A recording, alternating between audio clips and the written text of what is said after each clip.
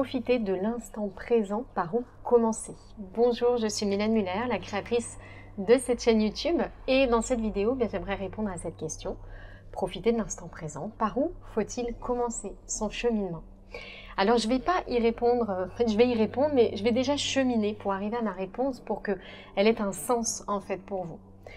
La première chose que j'aimerais partager, c'est un piège très fréquent en ce qui concerne toutes les questions, on pourrait dire, du développement personnel et surtout spirituel.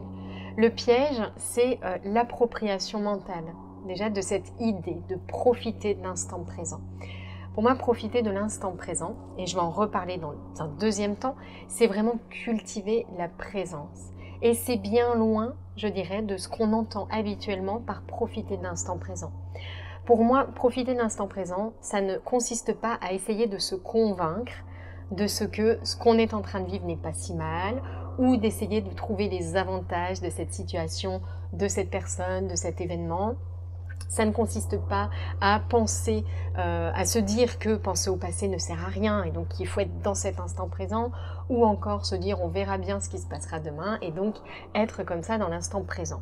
Pour moi, tout cela, tout ce que je viens d'évoquer, c'est pas cultiver la présence et donc profiter de l'instant présent, mais c'est vraiment de la pensée positive qui consiste à essayer de remplacer le négatif par du positif. Et en fait, dès qu'on fait ça, on est toujours dans ce mental omniprésent. Et je suis vraiment convaincue que ce qui nous empêche le plus de profiter de l'instant présent, c'est ce mental omniprésent. Et donc qu'on lui dise d'aller dans une direction ou dans l'autre, c'est toujours au fond la même chose, le même mode de pensée. Mon mental est dominant, prend toute la place et c'est lui qui est aux commandes. Donc ça, c'est vraiment la première chose que je voulais vous partager, c'est ce piège qui consiste donc à récupérer l'idée par le mental et donc finalement à renforcer ce à quoi on essaye d'échapper. Maintenant, ce que j'aimerais vous partager, c'est la clé. Comment va-t-on profiter de l'instant présent? Pour moi, profiter de l'instant présent, c'est cultiver l'état de présence. Comment est-ce qu'on cultive la présence? D'abord, on fait un pas de côté. Un pas de côté qui permet de prendre du recul et de sortir de ce mental qui prend toute la place, sortir de cette roue, de ces projections, de ce film en fait qui se déroule en permanence et qui nous empêche de voir la vie avec un grand V telle qu'elle est. Donc ça, c'est vraiment la première chose, faire ce pas de côté. Ensuite, cultiver l'état de présence, c'est vraiment observer. Observer quand je juge, observer quand j'interprète, observer quand je critique, mais aussi observer quand je complimente.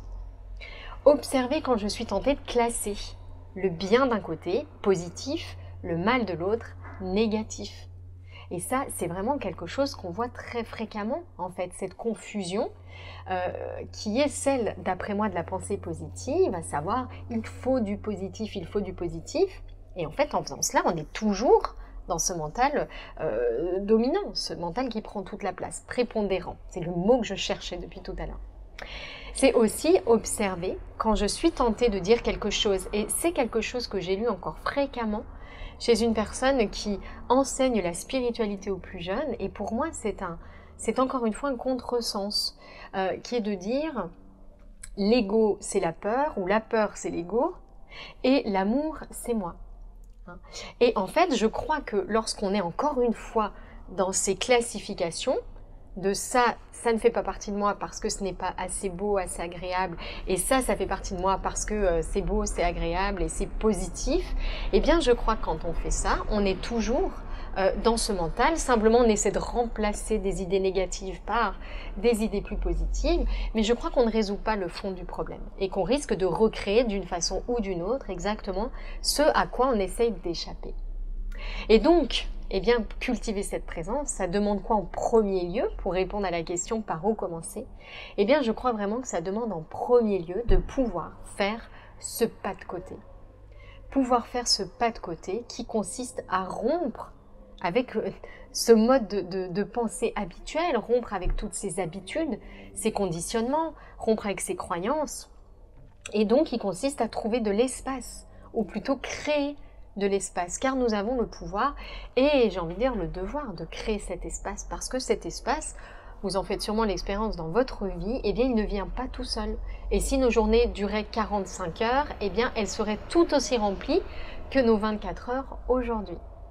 Donc par où commencer lorsqu'on souhaite profiter de l'instant présent? Eh bien c'est par créer de l'espace et décider de créer de l'espace. Parce que pour pouvoir créer cet espace, eh bien il faut déjà l'avoir imaginé en pensée, avoir créé la pensée correspondante, une pensée qui est forte, qui est puissante et qui n'est pas négociable. Ce qu'on appelle vraiment une intention.